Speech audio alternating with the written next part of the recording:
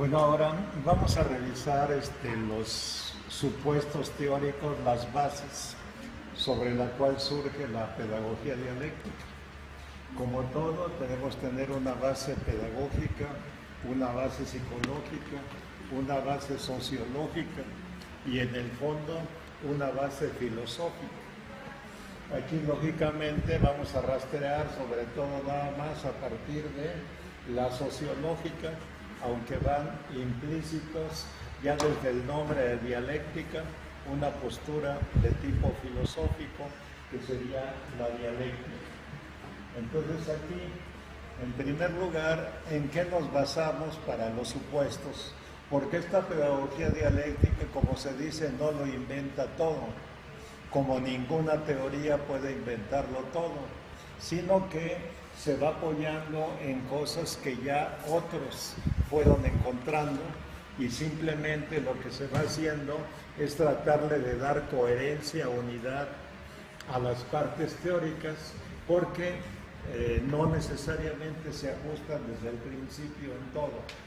Entonces, desde el punto de vista pedagógico, una de las primeras escuelas que tomamos en consideración fue la escuela racionalista, que surgió en España con Francisco Ferrer Guardia y que llegó a México por la vía de un maestro, José de la Luz Mena, que fue el primero que la trajo a nuestro país. La escuela racionalista casi estuvo a punto de volverse oficial en toda la República.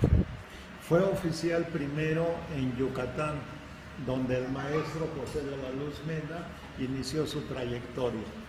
De ahí se extendió a Tabasco cuando un gobernador progresista, Tomás Garrido Canaval, llegó como gobernador y asumió la escuela racionalista como la escuela oficial en todo el estado de Tabasco.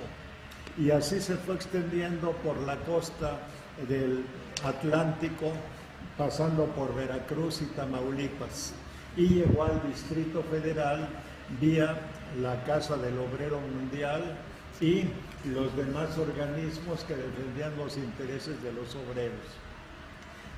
Los diputados de los estados del Golfo entonces propusieron en el Congreso de la Unión que la escuela racionalista fuera la base de toda la educación nacional, pero ya en la votación, más o menos por el año de entre los años 38 y 39, surge la escuela socialista que se impone y a final de cuentas es la que imperó durante el gobierno del general Lázaro Cárdenas.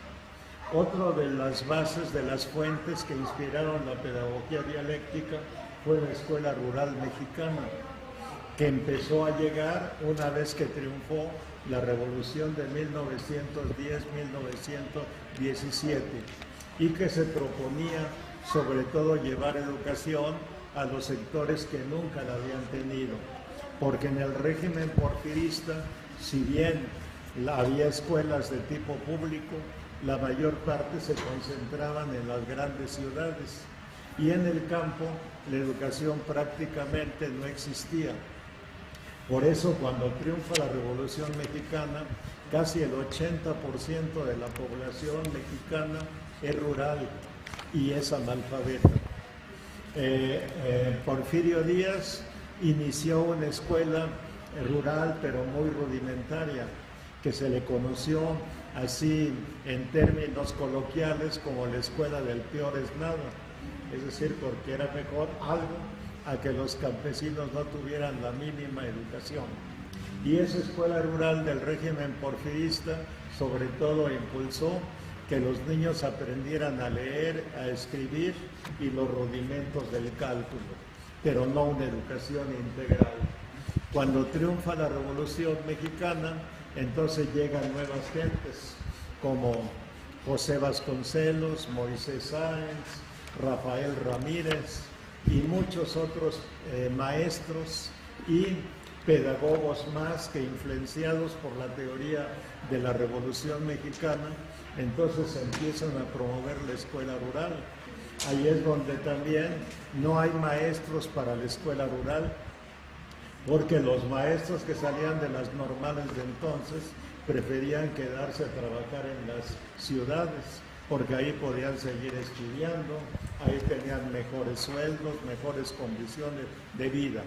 Y para las comunidades indígenas y para las comunidades rurales muy alejadas, en donde si ahorita todavía es difícil llegar, en esa época solamente a pie y a caballo se podía llegar, y por lo tanto no era atractivo para muchos maestros el irse a trabajar a esas comunidades. Entonces, por eso la Escuela Rural Mexicana empezó a contratar a maestros únicamente con que hubieran terminado su 6º año de primaria. En ese tiempo había 2 tipos de primarias, la primaria básica y la primaria superior. La primaria básica abarcaba hasta el 4º grado, más o menos, y la primaria superior 5º y 6º. Entonces se empezaron a contratar maestros de la región, porque el chiste es que fueran maestros que estuvieran cerca de la población donde iban a trabajar, en costumbres, en cultura, en idioma, en todo. Y por eso entonces empiezan. ¿Y cómo se les va capacitando? Por medio de lo que formó Vasconcelos, que fueron los maestros misioneros, que eran maestros con preparación pedagógica, psicológica, que iban de pueblo en pueblo, de comunidad en comunidad, tratando de actualizar a los maestros. Y más adelante se empezaron a establecer escuelas donde los profesores rurales pudieron después terminar la carrera normalista. Y nada más diremos como una característica central de la Escuela Rural Mexicana, que en términos así comunes y corrientes tenía como lema letras, agua y jabón. O sea que, de acuerdo a estos teóricos de la educación, no bastaba con que los niños aprendieran a leer y escribir y los rudimentos del cálculo, sino que antes que nada deberían aprender a vivir mejor. Y por eso la palabra pan, agua y jabón, porque los grandes males que tenía el país en esos momentos eran los males intestinales. Las casas rurales casi no tenían donde la cuestión de la defecación y eso se practicaba al aire libre. Y por lo tanto había muchas infecciones intestinales, muchos niños, muchas gentes adultas morían precisamente por estas enfermedades intestinales. Entonces, por eso, una de las primeras labores que se propuso la escuela rural fue llevar la herramienta necesaria para sacar agua de los pozos, para meter letrinas, para hacer baños aunque fueran improvisados, y así hubiera menos posibilidad de infecciones intestinales. Y por eso el agua y el jabón vinieron a ser parte fundamental de la educación de las masas rurales e indígenas.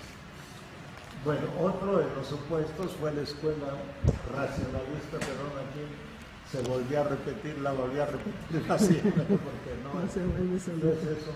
Pero básicamente viene la escuela socialista, que quiso hacer lo mismo que se logró con la Escuela Rural Mexicana, pero en las ciudades. Y entonces por eso cuando se implementa la escuela socialista en 1939, un poquito antes de que el general Lázaro Cárdenas tomara posesión como presidente de la República, y él impulsó, y entonces en el país empezó a implementar una educación dirigida sobre todo a la gente pobre de las ciudades, a los obreros y a los que no eran empresarios ni capitalistas. Se les procuró también impartir materias que les permitieran tener trabajo, talleres, cosas de ese tipo, de tal manera que la educación fuera útil y que se pudiera entonces sacar varias cosas, no nada más a nivel teórico, sino a nivel práctico también. Y otra de las fuentes fue Paulo Freire, que sabemos que es un pensador latinoamericano, específicamente brasileño, que tiene varias obras que yo creo que ahí sí ya muchos de ustedes los conocen, en donde plantea también una educación que pudiera liberar a las gentes trabajadoras. Y por eso la obra de Freire se extendió después a otros países de Latinoamérica con esa misma tendencia, ¿verdad? Sus teorías básicas están, por ejemplo, en un libro que se llama La pedagogía del oprimido, o sea, cómo educar a la gente que es oprimida en las sociedades capitalistas contemporáneas. No son los únicos supuestos